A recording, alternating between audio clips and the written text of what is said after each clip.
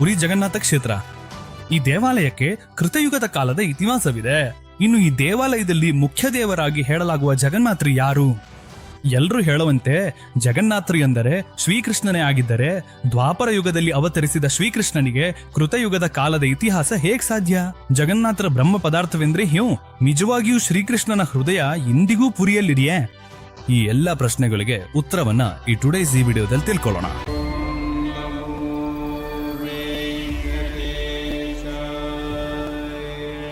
ಈ ಜಗತ್ತಿನ ಎಲ್ಲರಿಗೂ ಅಧಿಪತಿಯ ಜಗನ್ನಾಥನು ವಾಸಿಸುವ ಪುರಿ ಕ್ಷೇತ್ರಕ್ಕೆ ಭಕ್ತರು ತಮ್ಮ ಜೀವನದಲ್ಲಿ ಕನಿಷ್ಠ ಒಮ್ಮೆ ಹೋಗಿ ಬರುವುದರಲ್ಲಿ ಅತಿಶಯೋಕ್ತಿ ಏನಿಲ್ಲ. ಅನೇಕ ದೇವತೆಗಳ ಮಂದಿರಗಳ ಜೊತೆಗೆ ಅದ್ಭುತವಾದ ಕಟ್ಟಡದಲ್ಲಿ ವಾಸಿಸುವ ಬಲಭದ್ರ ಸುಭದ್ರ ಸಹಿತ ಜಗನ್ನಾಥನನ್ನು ನೋಡಲು ನಮ್ಮ ಎರಡು ಕಣ್ಣುಗಳು ಸಾಕಾಗುವುದಿಲ್ಲ. ಹೀಗಾಗಿ ಯಾರು ಈ ಜಗನ್ನಾಥನು ಎಂದು ಕೇಳಿದಾಗ ನಾವೆಲ್ಲರೂ ಒಂದೇ ಧ್ವನಿಯಲ್ಲಿ ಹೇಳೋದು ಶ್ರೀಕೃಷ್ಣನೇ ಎಂದು. ಹಾಗಾದ್ರೆ ಈ ಜಗನ್ನಾಥನು ದ್ವಾಪರ ಯುಗದ ನಂತರ ಇಲ್ಲಿ ಪ್ರಕಟನಾದನೆಂದರೆ ಅಲ್ಲ. ಈ ದೇವಸ್ಥಾನಕ್ಕೆ ಕೃತಯುಗದ ಕಾಲದ ಇತಿಹಾಸವಿದೆ. ಇದಕ್ಕೆ ಪುರಾಣಗಳೇ ಸಾಕ್ಷಿ. ಹೌದು, ಬ್ರಹ್ಮ, ನಾರದ ಮತ್ತು ಸ್ಕಾಂದ ಪುರಾಣಗಳಲ್ಲಿ ಈ ದೇವಸ್ಥಾನದ ಉಲ್ಲೇಖವೂ ಇದೆ. ಅಷ್ಟೇ ಅಲ್ಲ, ರಾಮಾಯಣ ಮತ್ತು ಮಹಾಭಾರತದಲ್ಲಿಯೂ ಕೂಡ ಪುರಿ ಕ್ಷೇತ್ರದ ಹೆಸರು ಇಲ್ಲಿ ಅಲ್ಲಿ ಕೇಳಿ ಬರ್ತದೆ. ಕೆಲ್ಸಕ್ಕೆ ಆಶ್ಚರ್ಯವಾಗಿದ್ರು ಇದು ನಿಜ. ಈ ಎಲ್ಲ ವಿಷಯಗಳನ್ನ ಸಂಪೂರ್ಣವಾಗಿ ತಿಳ್ಕೊಳ್ಳಲು ಈ ವಿಡಿಯೋವನ್ನ ಪೂರ್ಣವಾಗಿ ನೋಡಿ. ಹಳೆ ಕಾಲದಲ್ಲಿ ಕೃತಯುಗದಲ್ಲಿ ಇಂದ್ರದ್ಯುಮ್ನ ಎಂಬ ಒಬ್ಬ ರಾಜನು ಇದ್ದನು. ಅವನ ಹೆಂಡತಿಯ ಹೆಸರು ಗಂಡಿಂಚ. ಇವರು ತಮ್ಮ ರಾಜ್ಯದಲ್ಲಿ ಪ್ರಜೆಗಳಿಗೆ ಉತ್ತಮ ಆಡಳಿತವನ್ನು ನೀಡ್ತಾ ಸುಖವಾಗಿ ಬದುಕ್ತಿದ್ರು. ಒಪ್ಪಿಗೆಯೇ ಇಲ್ಲದ ಇಂದ್ರದ್ಯುಮ್ನನಿಗೆ ಒಂದು ದಿನ ಶ್ರೀ ಮಹಾವಿಷ್ಣುವಿಗೆ ಒಂದು ದೇವಾಲಯವನ್ನು ನಿರ್ಮಿಸಬೇಕೆಂಬ ಆಲೋಚನೆ ಬಂತು. ಎಷ್ಟು ಒಳ್ಳೆಯವನಾಗಿದ್ರೂ ಕೂಡ ಒಳಗೆಲ್ಲೋ ಒಂದು ಕಡೆ ಲೋಭ ಇರ್ತದೆ. ಹಾಗೆಯೇ ಈ ರಾಜನ ಮನಸ್ಸಲ್ಲಿಯೂ ಒಂದು ಚಿಕ್ಕ ಲೋಭ ಹುಟ್ಟಿತು. ಅದು ಎಂದರೆ ತಾನು ಕಟ್ಟಲು ಹೋಗುತ್ತಿರುವ ದೇವಾಲಯವು ಈ ಲೋಕದಲ್ಲಿರುವ ಎಲ್ಲಾ ದೇವಾಲಯಗಳಿಗಿಂತ ವಿಶಿಷ್ಟವಾಗಿರಬೇಕು ಎಂಬುದು. ಏನ್ ಮಾಡಿದ್ರೆ ತನ್ನ ದೇವಾಲಯ ವಿಶಿಷ್ಟವಾಗಿರುತ್ತದೆ ಎಂದು ಇಂದ್ರದ್ಯುಮ್ನನು ಯೋಚಿಸಲು ಆರಂಭಿಸಿದನು. ಅಷ್ಟರಲ್ಲಿ ಅವನಿಗೊಂದು ಆಲೋಚನೆ ಬಂತು. ಪ್ರತಿ ದೇವಾಲಯದಲ್ಲಿಯೂ ದೇವರು ವಿಗ್ರಹ ರೂಪದಲ್ಲಿ ವಾಸಿಸ್ತಾರೆ.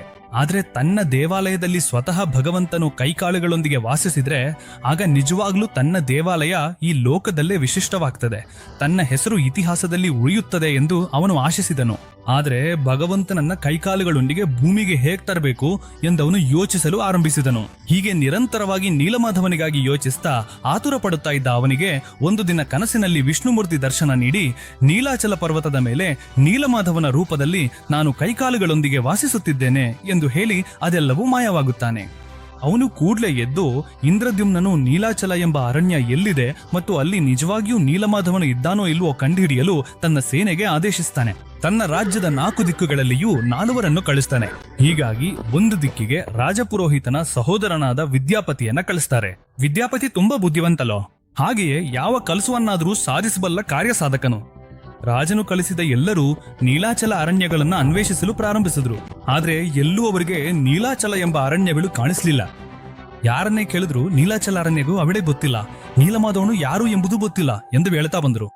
ಇದರಿಂದ ವಿದ್ಯಾಪತಿ ಹೊರತುಪಡಿಸಿ ಉಳಿದ 3 ರಾಜ್ಯಕ್ಕೆ ಹಿಂದಿರುಗಿ ರಾಜನು ನೀಡಿದ ಕೆಲಸವನ್ನ ತಾವು ಮಾಡಲಾಗದು ಎಂದು ಸ್ಪಷ್ಟವಾಗಿ ಹೇಳಿದ್ರು. ಅದರಲ್ಲೂ ಆ ಕನಸು ಯಾದೃಚ್ಛಿಕವಾಗಿರಬಹುದು, ಆದ್ರೆ ನಿಜವಲ್ಲ ಎಂದು ಅವರು ಹೇಳ್ತಾರೆ. ಆದ್ರೆ ಇಂದ್ರದ್ಯುಮ್ನನಿಗೆ ಮಾತ್ರ ವಿದ್ಯಾಪತಿ ಮೇಲೆ ಅಪಾರವಾದ ನಂಬಿಕೆ ಇತ್ತು.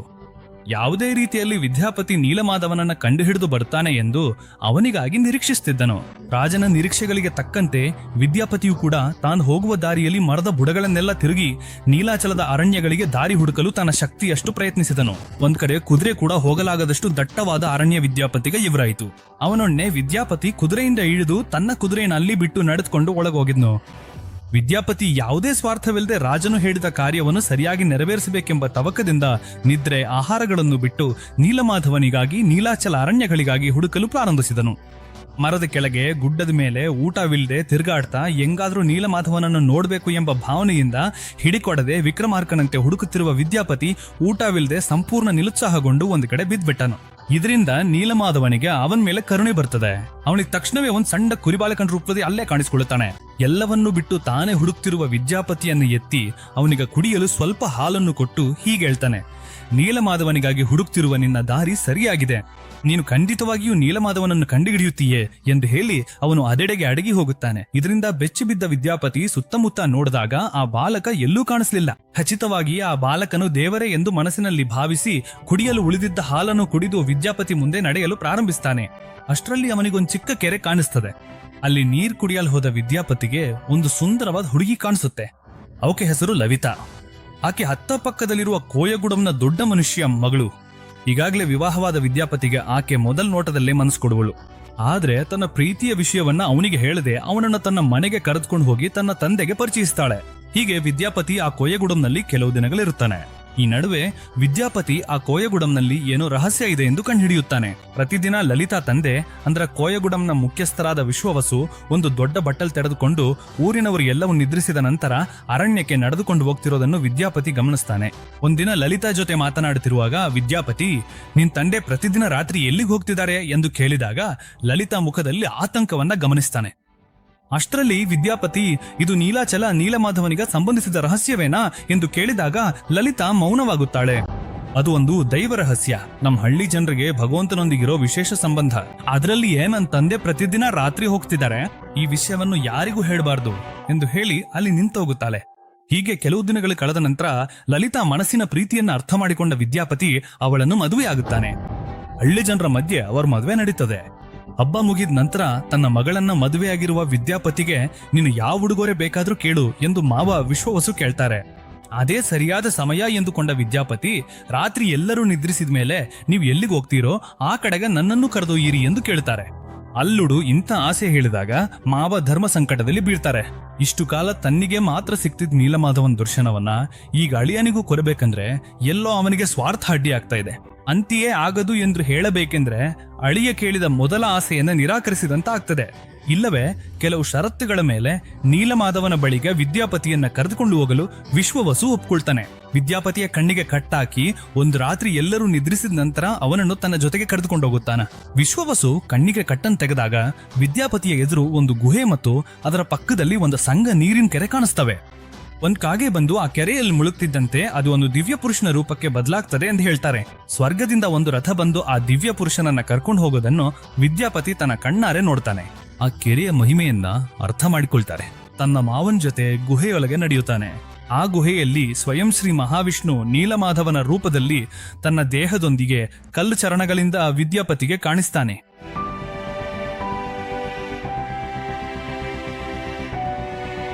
ಕಣ್ಣಾರೆ ಭಗವಂತನನ್ನು ನೋಡಿ ತಾನ್ಮಯತೆಯಲ್ಲಿರುವ ವಿದ್ಯಾಪತಿಯ ಕಣ್ಣುಗಳಿಗೆ ಕೂಡ್ಲೆ ಪಟ್ಟಿಗಳನ್ನು ಕಟ್ತಾನೆ ವಿಶ್ವವಸು. ಹೀಗೆ ಸ್ವಲ್ಪ ಸಮಯದ ನಂತರ ಮನೆಗೆ ತಲುಪಿದ ವಿದ್ಯಾಪತಿ ವರ್ಷಾಕಾಲಕ್ಕಾಗಿ ಕಾಯಲು ಪ್ರಾರಂಭಿಸ್ತಾರೆ.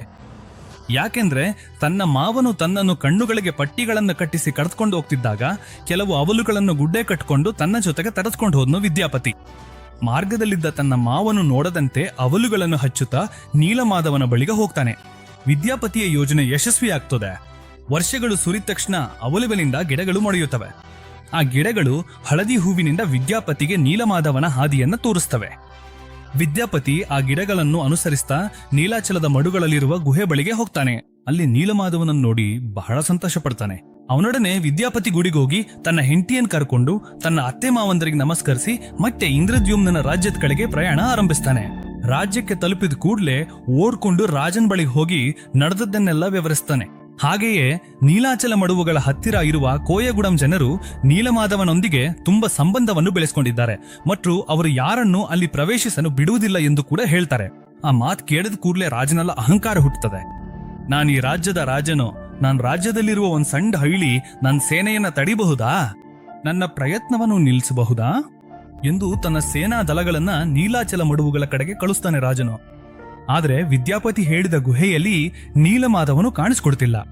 ಗುಹೆ, ನೀರಿನ ಕೊಂಡ ಎಲ್ಲವೂ ಇದ್ದರೂ ನೀಲಮಾಧವನು ಇಲ್ಲದಿದ್ದಾಗ ಆ ಹಳ್ಳಿಯ ಮುಖ್ಯಸ್ಥನಾದ ವಿಶ್ವವಸು ದೇವರನ್ನು ಮರೆಮಾಡಿದ್ದಾನೆಂದು ರಾಜನು ಭಾವಿಸಿ ಅವನನ್ನು ಕಾರಾಗೃಹದಲ್ಲಿ ಬಂಧಿಸಿ ಅನಾವಶ್ಯಕವಾಗಿ ಶಿಕ್ಷೆ ನೀಡಿದನು. ಎಷ್ಟೊಡೆದರೂ ವಿಶ್ವವಸು ತನ್ನಿಗೆ ಏನೋ ಗೊತ್ತಿಲ್ಲ ಅಂದೇ ಉತ್ತರಿಸಿದ್ದ. ಇದರಿಂದ ರಾಜನು ತುಂಬಾ ನಿರಾಶನಾಗುತ್ತಾನೆ. ನಾನು ದೇವಾಲಯವನ್ನೇ ನಿರ್ಮಿಸಬೇಕಂದುಕೊಂಡಿದ್ದೆ, ಅದು ತಪ್ಪೇನಲ್ಲ. ಎಲ್ಲ ದೇವಾಲಯಗಳಂತೆ ಅಲ್ಲದೆ ನಿನಗೊಂದು ವಿಶೇಷವಾದ ದೇವಾಲಯವನ್ನು ಕಟ್ಟಿಸಬೇಕಂದ್ಕೊಂಡಿದ್ದೆ. ಅದರಲ್ಲಿ ನೀನೇ ಈ ದೇಹದಲ್ಲಿ ವಾಸಿಸಬೇಕು ಅಂದುಕೊಂಡಿದ್ದೆ. ನಿನ್ನಿಗಾಗಿ ಹುಡುಕಲು ತವಕಪಟ್ಟೆ. ನೀನಿಲ್ ಬರುವುದನ್ನು ಇಷ್ಟಪಡದಿದ್ರೆ ಕನಸಿನಲ್ಲಿ ನನಗೆ ಕಾಣಿಸಿ ನೀಲಾಚಲ ಮಡುವಿನಲ್ಲಿ ನೀನು ವಾಸಿಸ್ತಿದ್ದಿ ಎಂದು ಹೇಳಬೇಕೆಂದು ದಯವಿಟ್ಟು ನನ್ನ ಬಳಿಗೆ ಬಾ ಸ್ವಾಮಿ ಎಂದು ಭಗವಂತನನ್ನು ಬೇಡಿಕೊಳ್ತಾನೆ. ನೀಲಾಚಲ ಮಡುವಿನಲ್ಲಿ ನೀಲಮಾಧವನು ಎಲ್ಲಿದ್ದಾನಂತ ತಿಳಿದು ಅಲ್ಲಿ ಹೋದ್ರೂ ಭಗವಂತನ ಕಾಣಿಸಿದ ಕಾರಣ ಇಂದ್ರದ್ಯುಮ್ನ ಅಹಂಕಾರ ಬಹುಪಾಲು ಕಡಿಮೆ ಆಗ್ತದೆ. ಅಲ್ಲಿ ವಿಶ್ವವಸು ಭಗವಂತನು ನನಗೆ ಮಾತ್ರ ಸೇರ್ಬೇಕು ಎಂಬ ಸ್ವಾರ್ಥವೂ ಕೂಡ ಕಡಿಮೆ ಆಗುತ್ತೆ. ಯಾಕಂದ್ರೆ ಇಷ್ಟು ಕಾಲ ತಾನು ಭಗವಂತನು ಎಂದು ಭಾವಿಸಿದ್ದ ನೀಲಮಾಧವನ ಕಾರಣದಿಂದಲೇ ಈಗ ಅವನು ಸಂಕಷ್ಟಗಳನ್ನು ಅನುಭವಿಸಬೇಕಾಗಿದೆ. ಇದೀಗ ಇಂದ್ರದ್ಯುಮ್ನನು ಭಗವಂತನ ಚಿಂತನೆ ಮಾಡ್ತಾ ಅವನು ಸಿಗದೆ ದುಃಖಿಸ್ತಿರುವುದನ್ನು ನೋಡಿ ಆ ಜಗನ್ನಾಥನು ಅವನಿಗೆ ಕರುಣೆ ತೋರಿಸಿ ಕನಸಿನಲ್ಲಿ ಮತ್ತೆ ದರ್ಶನ ನೀಡುತ್ತಾನೆ. ಅವರೊಂದು ಮರದ ತುಂಡು ರೂಪದಲ್ಲಿ ಸಮುದ್ರದ ಕರೆಗೆ ತಲುಪ್ತೇನೆ, ಆ ಮರದ ತುಂಡನ್ನು ನನ್ನ ಪ್ರತಿಮೆಯಾಗಿ ಮಾಡಿ ದೇವಾಲಯದಲ್ಲಿ ಪ್ರತಿಷ್ಠೆ ಮಾಡಿದ್ರೆ ನಾನೇ ಸಾಕ್ಷಾತ್ ಅಲ್ಲಿರುವಂತೆ ಪೂಜೆ ಮಾಡಿದಂತೆ ಎಂದು ಹೇಳ್ತಾರೆ. ಅಂದಿನೇ ರಾಜನು ತನ್ನ ಸೇನೆಯೊಂದಿಗೆ ಸಮುದ್ರದ ಕರೆಗೆ ಹೋಗಿ ನೋಡಿದಾಗ ಅಲ್ಲಿ ನಿಜವಾಗ್ಲೂ ಒಂದು ದೊಡ್ಡ ಮರದ ತುಂಡು ಕರೆಗೆ ತಲುಪ್ತದೆ. ತನ್ನ ಸೇನೆಯನ್ನೇ ಕಳಿಸಿ ಆ ತುಂಡನ್ನು ರಾಜ್ಯಕ್ಕೆ ತರುವಂತೆ ಆದೇಶಿಸ್ತಾರೆ. ಹೆಚ್ಚು ಸಾಮಾನ್ಯವಾಗಿ ಬರುವಂತದ್ದು ಅದು ಯಾವ ಸಾಮಾನ್ಯ ಮರದ ತುಂಡನ?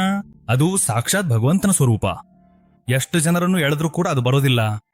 ಕೊನೆಗೆ ಆನೆಗಳಿಂದ ಎಳೆದ್ರೂ ಕೂಡ ಅದು ಬರೋದಿಲ್ಲ. ಮತ್ತೆ ಇಂದ್ರದ್ಯುಮ್ನನಿಗೆ ಚಿಂತೆ ಆರಂಭವಾದಾಗ ಆಕಾಶವಾಣಿ ಹೇಳಿತು, ಆ ತುಂಡನ್ನು ಯಾರೇ ಎಳೆದ್ರೂ ಬರೋದಿಲ್ಲ. ನೀವು ಜೈಲ್ನಲ್ಲಿರುವ ನೀಲಮಾಧವನ ಪರಮಭಕ್ತನಾದ ವಿಶ್ವವಸು ಬಂದು ಅದನ್ನು ನೀವು ರಾಜ್ಯಕ್ಕೆ ತೆಗೆದುಕೊಂಡು ಹೋಗಬೇಕು ಎಂದು ಹೇಳಿದಾಗ ಇಂದ್ರದ್ಯುಮ್ನನು ತನ್ನ ಅಹಂಕಾರವನ್ನು ಎಲ್ಲವನ್ನೂ ಬದಿಗಿಟ್ಟು ಯಾವ ಕೈಯಿಂದ ವಿಶ್ವವಸುವನ್ನು ಬಂಧಿಸಿದ್ದನೋ ಅದೇ ಕೈಯಿಂದ ಅವನನ್ನು ಜೈಲಿನಿಂದ ಬಿಡುಗಡೆ ಮಾಡಿ, ಯಾವ ಬಾಯಿಂದ ಅವನನ್ನು ದೂಷಿಸಿದ್ದನೋ ಅದೇ ಬಾಯಿಂದ ವಿಶ್ವವಸುವನ್ನು ಬೇಡಿ ಅವನನ್ನು ಸಮುದ್ರದ ಕರೆಗೆ ಕರೆದುಕೊಂಡು ಹೋಗುತ್ತಾನೆ.